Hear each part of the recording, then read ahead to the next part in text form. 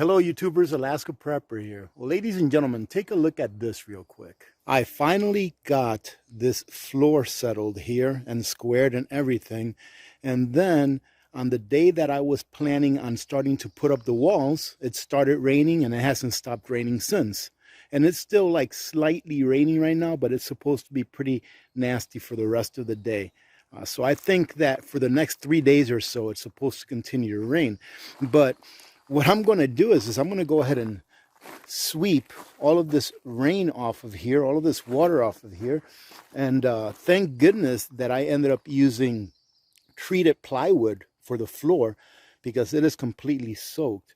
And for those of you that may remember, this used to be the floor that I used when I used to have a small tent on it that I was using as my fuel depot.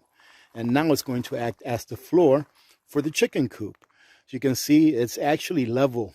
Look at the floor. When you look at it like this, it looks like it's not level, but it actually is level because my ground is at such a slope. But since we really can't do anything out here, and ladies and gentlemen, I refuse to do work like construction work outside when it's raining and everything's wet. Number one, I don't consider it very safe. I took a pretty nasty fall a few years back because it was rainy and nasty like this. And also, it's just not really good for the tools. So I'm not really in a very big hurry to get this chicken coop done, but I am, right? I already got my chickens and they're being fostered right now, but they're not going to be ready to leave the cage for about another 3 weeks to a month. So it will be done before then. But instead of working on the chicken coop today, ladies and gentlemen, I was like, hey, why don't we go have a little field trip and have some fun? So let's go ahead and drive on over to Denali and see what it has to show us, because unfortunately, ladies and gentlemen, even though I've been here going on 9 years, I've never been there. So let's go check out that park. Let's take a road trip. And we are about ready to go, ladies and gentlemen. I wanted to show you the inside of my truck. I think this is the cleanest that it's ever been since I've owned it. So I took the liberty, of course, of just organizing everything back here. That's one of my get home bags right there. Look at that. I got some cordage right there, some 550 cord. I do have another bag tucked under there that has more medical stuff. But this is all the stuff that I have here for the vehicle. I always travel with extra windshield wipers. I have a little cook set in there. There is some emergency food right here. We always travel with some liquids for the truck, some extra oil just in case, some antifreeze coolant. This, ladies and gentlemen, is something that I haven't shown you. This is something that you want to pick up. This is rubber splicing tape. And what this is this is some super heavy duty tape. And it's made out of rubber, thick rubber. So for example, now this is what I would use it for, and it's why I got it just in case. Let's say you get a leak on one of your radiator hoses. Right here, this will get you by until you can get to a repair shop. So this is something great to have. I picked up a couple of those things. I have a small tool set in there. I have a couple of jumper cables in here. I have a better one and I have a cheaper one. And one of the reasons why I got a couple of them is because I actually found this at the transfer site a long time ago. For those of you that don't know what the transfer site is, it's like where you go to dump off garbage. There's absolutely nothing wrong with these. And these are actually really good quality compared to these cheapos. Right?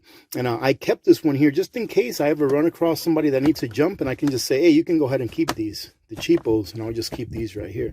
So that's why I keep them both. Got some zip ties, got some brake fluid right there, of course, some big bags, some paper towels, you know, and little things like that. I've got some insect repellent. And of course, ladies and gentlemen, I don't foresee that we need to use this, but I always bring a smaller solar generator with me.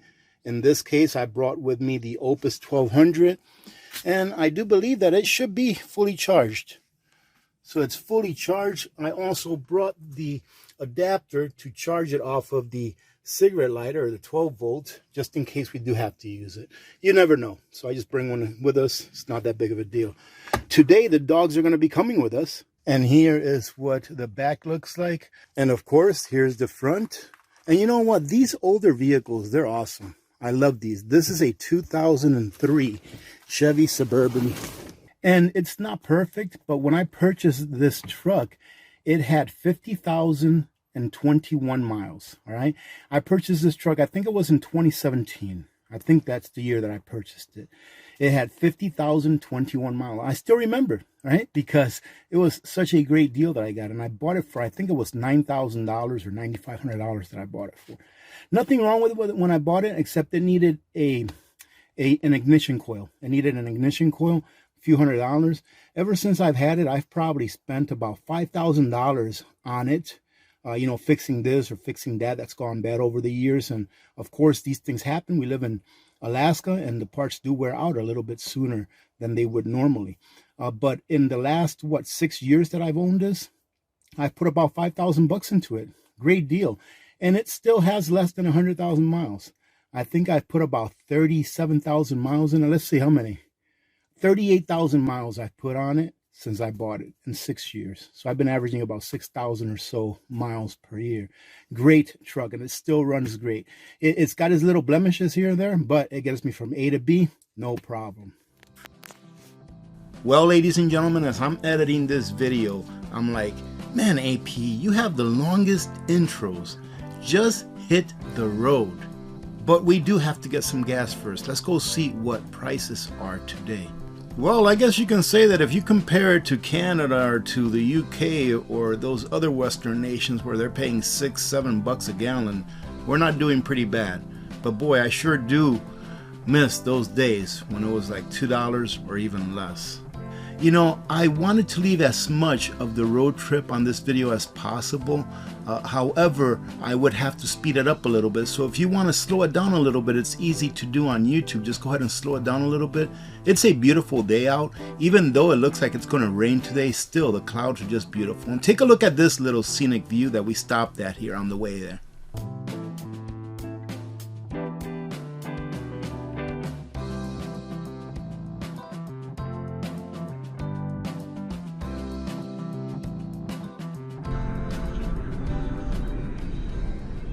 And we are on the road again, ladies and gentlemen, and it looks like it rained down in this part here before we got here. It's obviously not raining now, but we are about halfway there, and we're going to be stopping at a kind of like a supermarket type deal that's called Three Bears, Alaska. And it's just a little supermarket that I believe has a convenience store and a gas station, and it also has an Ace Hardware attached to it. And gas here, as you can see, is still close to $4 a gallon. Let's go see what they got in there.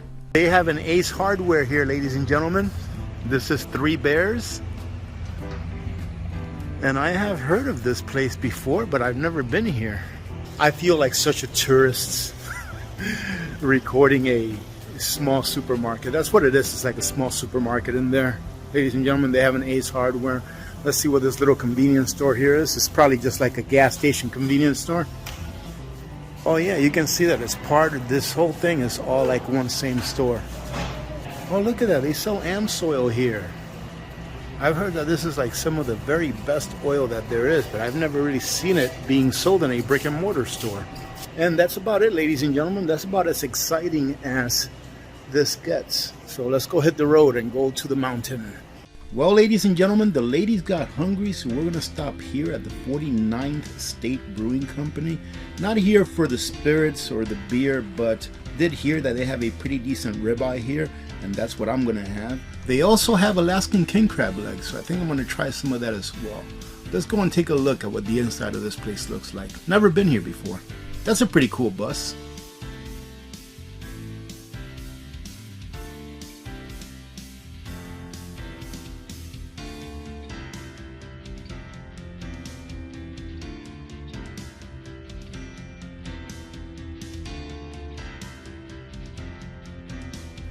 And this, ladies and gentlemen, is what I'm having, king crab legs. It's kind of scary when they don't put the price on it. And the price on this ribeye is a little scary too, but probably not as bad as the king crab legs. I have to say that these king crab legs were delicious. And the steak, although in my opinion a little thin, it was really good as well. Poo-Poo, you want to say hello? Say hello, look, looky. There's Zod. And we finally caught up to the rain, ladies and gentlemen, but it's not going to last very long here. and we are going to be passing through this. I guess you can call it a tiny little town that's more of what I would say is like a tourist trap. And this little town is a seasonal town, I want to call it, because during the winter time, all of these little shops that are on the side here, like I said, is mostly for tourists. You know, t-shirts, mugs, you know, trinkets, things like that. All of these little shops that you see here on the sides of the road, they all close and board up their stores for the winter. Now take a look at that, ladies and gentlemen. Isn't that pretty? That mountain right there that you're looking at, if you've ever seen any of my videos that I've done from in town in Fairbanks on a clear day, that you can see mountains in the distance on a really clear day, these are the mountains that you see on those videos. But here we're getting pretty close to the national park, and we're gonna go ahead and head on in. Let's see if we can see something. Actually, I know that we can see something because I'm voicing over this video the day after we were there, and it's pretty cool. So ladies and gentlemen, right now we are in Denali National Park, and look at that mountain up there. That thing is huge. Now, for some of you that have seen some of my driving videos in the past where I'm headed towards Fairbanks, towards town, and I show you the mountains off in the distance, that's what they are. It's right here. That's these mountains right here that we're looking at, all the way from Fairbanks. But they look a lot smaller, obviously. That's what you're looking at right here. So it's pretty cool. So we'll see what we can get ourselves into the further that we get in here. They're looking out the window trying to see. Okay.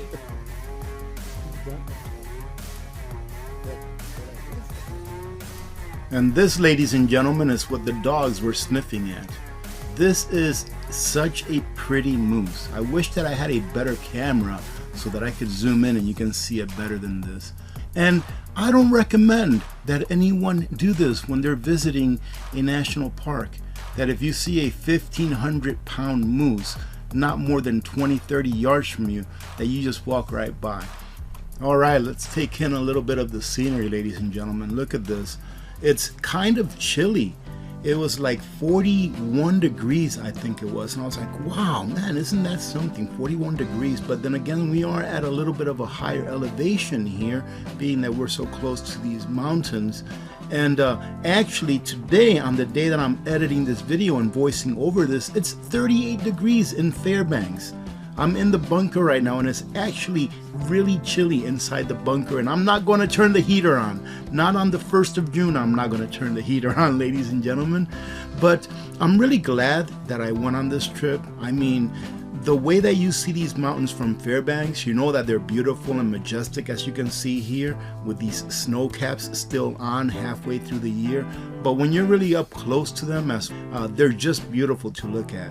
And the dogs, I'm so glad that we brought the dogs with us. No, we didn't bring the cats, but we did bring Karma and Dog with us, and it was a great time for them as well. They were happy the entire trip. Ladies and gentlemen, I know I've been doing a lot of voiceovers during this video, but it's because I've been driving most of the time, and I just want to make sure that I'm being safe. But isn't this beautiful? Take a look at this. This is just beautiful. And one thing that I've noticed the entire time that we've been driving through this park is how darn clean everything is. Not a beautiful, beautiful day as far as being sunny and it being rainy, but still, I mean, it's just a beautiful park. I can't believe I've never been here before. I've only been here for 9 years. Give it a little more time, AP. Well, ladies and gentlemen, it is time to head back home. It's only about a 2.5 hour drive or so, but my wife is driving back, so we'll probably get there in about 45 minutes. Thank you very much for joining in. I hope you enjoyed a little bit of the sights. It was a great day. I'm very happy that we got out and we did this, and definitely hope to do it again, and hopefully next time you'll join in as well. God bless every one of you. God bless America. I'm Alaska Prepper. I'm out.